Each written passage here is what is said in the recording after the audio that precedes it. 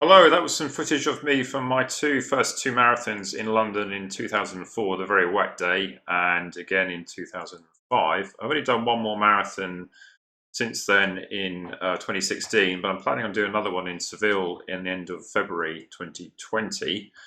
So I thought I would embark on the training by first reviewing what I've done before and see what lessons to learn. So I thought I'd turn it into a video to see if it would be of any use to anybody and also to give some thinking to myself. So let's have a look at the first. I've actually done a PowerPoint presentation here. I think I'll have a bit of work, but I thought it was the easiest way to actually capture all of the thoughts.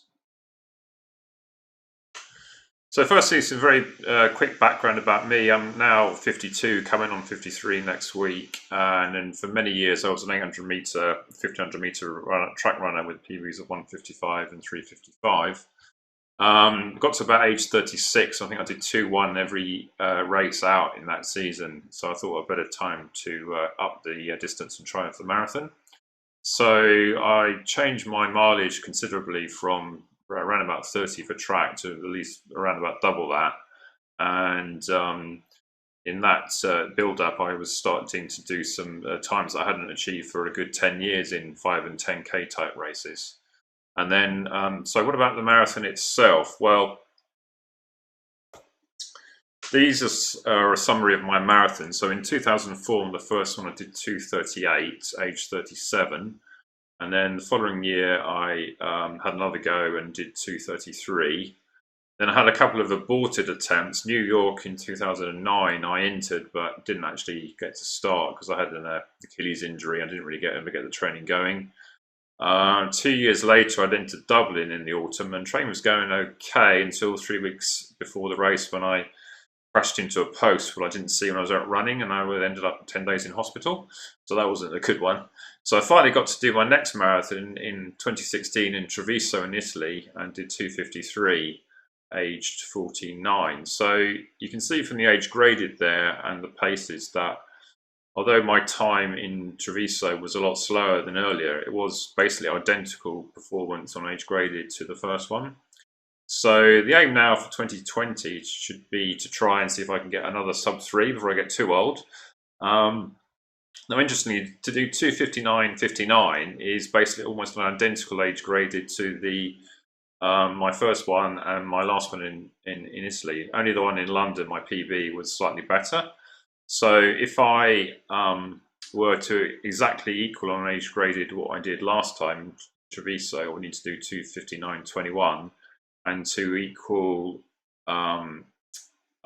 equal Treviso on actual time and also my London performance on age graded, I need to do basically the same time again, 2:53.11, to equal what I did in London.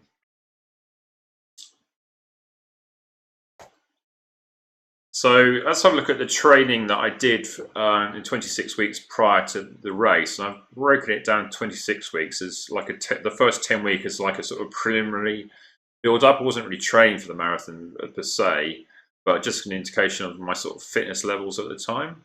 And then in a 16-week build up, just take out the last 2 weeks because for the taper to see how many miles I actually did. So you can see that in the 2004, I averaged 57 in my first campaign during the main phase of the training. And my average pace for the training was 7:08 pace for a 1:36 heart rate. Now the next year I actually did a lot more miles, but basically at the same pace and the same heart rate. This is the pace on average, not slow runs, long runs, tempo runs, interval sessions, all added up together. So you can see almost why I did so much better in 2005. I had the practice from the first one, but I just did a lot more training. So I was basically on 80 miles a week, and I did a huge number of long runs, 12 over 20 or more, and 55 over 10 or more, and still kept up quite a lot of interval sessions and marathon pace runs. And in 2011, I was following the P&D, Fitzinger and Douglas plan. I don't think that training went so well, even though I didn't actually get to race. So I felt with that plan that I was sort of training wasn't really training enough mileage. I only did 56 there, but there wasn't many long runs, like only 4 above 20. Not many marathon pace runs at all, and not many, and a bit next to no interval sessions. So I felt rather slow, and you can see by the average pace, I was actually down to 7:39, although my heart rate was a bit lower. Now, for the 2016 campaign, I actually went back to almost the mileage I did for 2005 in a very similar regime. I was a bit slower by then, obviously, being a bit older, but my average pace in training was certainly a lot faster than it was 5 years earlier. And my heart rate already started to, with age, had already sort of started to creep down. So that was quite a low 125. So in 2020 so far, I've got about 14, 15 weeks to go to the marathon itself. And in the build up for the first 10 weeks, I've done 49 miles on average. So this slide just brings a bit more detail on the mileage per week. So this is the number of mileage weeks I did at a certain mileage in the whole 26 weeks, again with these summary mileages. So you can see that in 2016, 2017, I was doing quite a few up at 70 or even 80, whereas 2011 I was more hovering around 50 or 60, and in 2004 was similar. I had a couple of weeks off ill in that, so that reduced it. But that mileage in 2004 was a lot more than I had been doing. So this is the number of long runs I did. Now, what I thought, being a sort of a track runner, that I needed to actually get some long runs in. So I actually started off by doing a 30-mile run just to sort of prove I could do it. And then I did that again in 2005. Didn't do that the next 2 times. But I did do a lot of long runs. So in 2005, I was doing, I did two more marathon distance runs, plus that 31. Now, that's not including the race. Whereas in 2011, basically didn't go that far in training, only went up to the 2022 mark. I thought that was a bit low for me. So I'm being more of a speed or this sort of speed orientated middle distance run. I thought I needed those long miles. So in 2016, I went back to doing a few more longer ones. 2020 so far, I've already done 2 21 milers, and I think I'm starting to benefit from that. I just need to make sure that I don't get ill or injured. Obviously, I've only just started that. So, just summarising what I thought went well in those campaigns. I think the main thing was that I upped my mileage considerably from where I was as a track runner, and sort of gained a lot of aerobic benefit from that. I thought doing lots of long runs helped as well, because it gave me confidence I could do the runs that distance. And certainly come marathon day, in each of the 3 races I didn't really slow down too much in the last few miles, and indeed I was going past people. I think I didn't quite negative split it. I wasn't really intending to, but certainly I was going past people more than they were coming past me. Mentioned the 30-mile run. In hindsight, maybe that would have been a bit long, but it certainly, having never run more than about 20 miles before I started 2004, certainly gave me confidence I could actually do it. And then the extra mileage gave me improved fitness at shorter distances.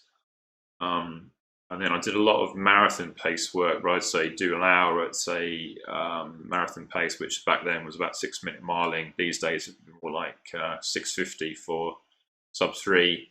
But it also kept up quite a lot of interval sessions as well. So I sort of kept in touch with my speed, which is my kind of my strength. And then all things considered, I don't think I'm ever going to get near 2:33 again, but it's not a bad PB to say. Although my shorter distance PBs like 3:55 to 1500 were a lot better on paper. What was not so well? Well, I thought I did a bit too much, maybe a bit too long a session for the training. I think certainly in 2004 and 2016, I had a bit of a niggle in the last few weeks. Maybe a blessing in disguise that I had an enforced taper. It wasn't ideal. And in 2015, I had a bit of a cold in the last week, which again, I did virtually next to no running. Managed to get away with it, but it's not ideal. as I mentioned, my short races were actually probably better. I did a 33:05 10K in 2004, the build up, and as an example, a 72:30 half marathon, which was slightly better. I mentioned the 2015, 2011 P&D program. I didn't really get on with that, so I'm not going to go back to one out of a book again. I think I'll go back to what I thought worked well in my first 2 marathons, and see if I can adapt it for being a bit slower and older. And then in 2011, don't do your long runs in the dark and crash into a post and spend 10 days in hospital and nearly kill yourself. That wasn't great. Had a few blood and urine events over the years. Never quite worked out why that was. I think it may be dehydration, but need to keep an eye on that as well. So what's this time? I'm going to be a lot older on 53 on race day come February. In fact, I'll be 53 next week. So I'm not really going for a PB, but looking at those age graded tables, the sub-3 time is certainly going to be a challenge. And you know, if I can get somewhere under that, I'll be well pleased. If I can get somewhere near to 2:53 I did 2016, then that would be good. Haven't raced any past. I did a 10-mile race recently in the Great South Run, but that's the longest race I've done since the marathon in 2016. So that's something I need to get back into. I need to think about fueling. I mean, in the past I just had a few sips of Lucozade Sport, but I think gels are a lot more prevalent now, and I need to investigate that. I never found that the long runs actually helped me to get used to those feeling of those long runs, and so I never felt I needed to take a huge amount of gels and drinks and stuff. But certainly, if anything, just a placebo, you've got one coming up, would be good. Don't get injured, don't get ill. Yeah, that's probably when you do lots of running, that's a very likely thing. So you need to constantly watch that. I don't really want to just sort of run a marathon, because I know I can run a marathon. So I'll be trying my best to run as fast as I can, even if it'll not quite as fast as it used to be. One mistake I used to wear in the past was wearing poor-fitting shoes. So I had a lot of Achilles problems. I think I traced it to wearing sort of two basic shoes which are too small for me. So recently I've gone to Nike in a US 13, in the UK 13, where I used to use a 12. So now I've got a bit more wiggle room up front. So the shoes are a bit heavier, but offset by the fact I actually feel a bit more comfortable. I think, again, long runs, marathon tempos, and some interval sessions where I do faster than marathon pace will be key. I've also done a lot of running on Zwift, on the treadmill, so I'm going to keep those up, especially in the week when it's not really that easy to get out in the evenings. And with my incident running into a post, I've been rather banned from running in the dark. I don't think I need to race too often. I mean, I've entered one 10K in December. I've got a half marathon in January, and I might do a few park runs. But other than that, I don't think I need to do too many. I certainly won't do a 20-mile race. I don't think there'll be any on anyway. Maybe some double days, just sort of 2 easy days, maybe a 5 in the morning, 5 in the evening. That works out better, but we'll have to see.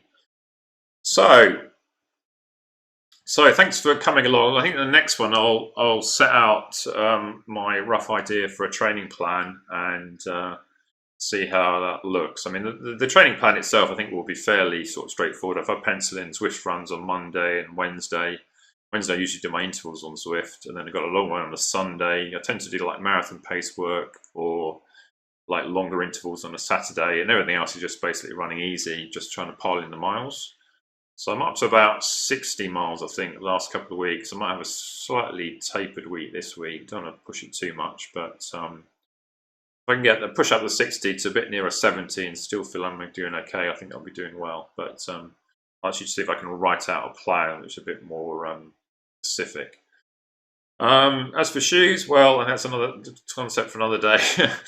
I think it'll be the Vaporfly Next Percent in the race itself, using the Pegasus Turbos, the Nike GTX for trail running. I think I've had some good runs in them, kept my feet dry, and just mixing it up and just enjoying the running. So thanks for coming along, and I'll see you on the next one. Bye.